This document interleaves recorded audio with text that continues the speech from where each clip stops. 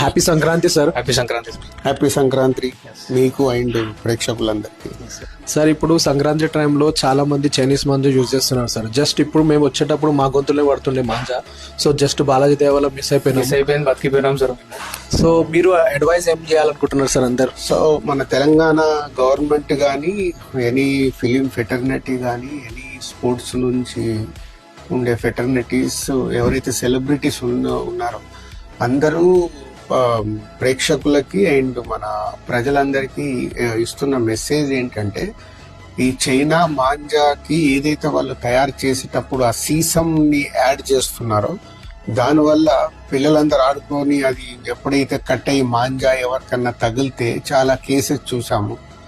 Neck cut అవ్వడము ఇలాంటి మన తెలంగాణ, హైదరాబాద్ లోనే చాలా కేసెస్ బుక్ అయ్యాయి.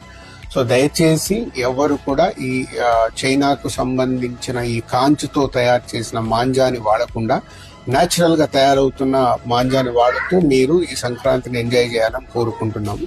బీ అవేర్, మీ కిడ్స్ కానీ మీ ఇంట్లో ఉండే ప్రతి ఒక్కరికి ఈ వీడియో చూసిన వాళ్ళు మీరే కమ్యూనికేట్ చేసుకోండి. చైనాకు సంబంధించిన మాంజా వాడి మీ కుటుంబ సభ్యులు కానీ ఆడుకోవడం వల్ల బయట మీ కాలనీ వాళ్ళు కానీ లేదు బయట వాళ్ళకి కానీ ఎలాంటి ప్రమాదం జరగకుండా చైనా మాంజాను వాడకండి. నేచురల్ మాంజాను వాడి ఈ సంక్రాంతి మీ కుటుంబంలో అందరూ ఎంజాయ్ చేయాలని కోరుకుంటున్నాం. Thank you.